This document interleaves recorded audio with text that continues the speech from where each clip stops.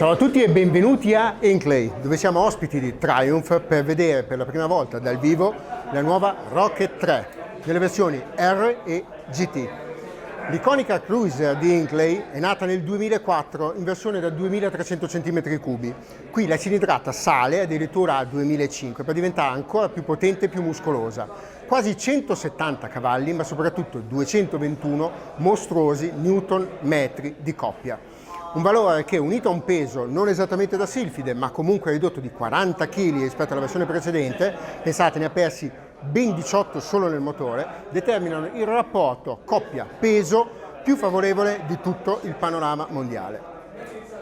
Un motore, dicevamo, 3 cilindri, 12 valvole, che non cambia nell'architettura, longitudinale, con trasmissione cardanica con un bellissimo monobraccio su cui adesso è ancorato il portatarga e che funge da elemento stressato per la ciclistica. Ciclistica che si incentra su un monotrave in alluminio e che conta su un compatto sospensioni di altissimo livello, monoammortizzatore Showa, regolabile nel precarico a retrotreno, ma soprattutto questa spettacolare, massiccia, muscolosa forcella Showa con steli da 47 mm, e regolazione nel precarico e nell'estensione. Ma guardate, soprattutto a livello frenante, visto che parliamo di una moto di quasi poco meno di 300 kg a secco, troviamo la Brembo Stilema, quella pinza che troviamo solo nelle supersportive come Ducati Panigale o Aprilia RSV4, per una ciclistica che vuole fare il miracolo di rendere guidabile una moto di questa massa e di questa mole.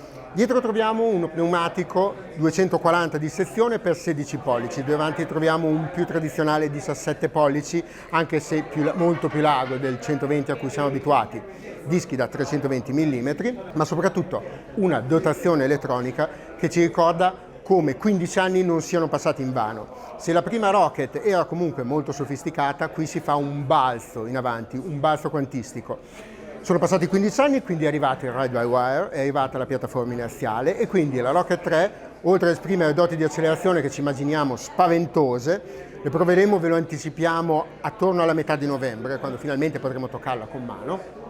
Dicevamo, è anche estremamente sicura perché è dotata di controllo di trazione e di ABS cornering. Il comando acceleratore ride-by-wire si porta dietro, come da consuetudine, tutte le funzioni di parametrizzazione per l'utente, quindi 4 riding mode per gestire la risposta dell'acceleratore e il comportamento del motore secondo le preferenze dell'utente, di cui i soliti 3 più 1 parametrizzabile, e tantissime funzioni di connettività aggiuntive. Parliamo di tutte quelle funzioni per legarsi a un telefono cellulare che prevedono la navigazione e la possibilità di riprodurre musica e quant'altro. Saremo molto più precisi naturalmente nel contesto della nostra prova, ma andiamo a capire perché due versioni. La R è quella un pochino più sbarazzina, un pochino più sportiva, che vedete qua, disponibile in nero, in rosso, che vedete qui. La GT invece ha un animo un pochino più turistico. Dove cambia? Si vede già al primo sguardo. Un cupolino, un parabrezza al posto dell'unghietta bellissima grintosa ma poco protettiva della versione R, una sella più comoda e più ribassata sulla GT, anche per il passeggero con tanto di schienalina, e una forte differenza per quello che riguarda i comandi a pedale, che sono un pochino più centralizzati sulla R e un pochino più avanzati per quello che riguarda la GT. Altra differenza? Qualcosina nella dotazione, nella comodità troviamo di serie sulla GT cose che sulla R sono optional, come per esempio le manopole riscaldabili, e qualche piccola finitura come i cerchi lavorati di macchina che lasciano in vista il metallo e l'alluminio vivo invece che quelli verniciati della versione R. I prezzi ancora non li sappiamo, però in Triumph ci hanno dato un'indicazione, anche perché, come l'avrete capito, qui si tratta di uno scontro a due. Sarete sicuramente riusciti a identificare quali sono le rivali di elezione sia della R che della GT. Diciamo che i prezzi sono abbastanza allineati a una certa proposta bolognese sotto forma di Diavel e di X-Diavel.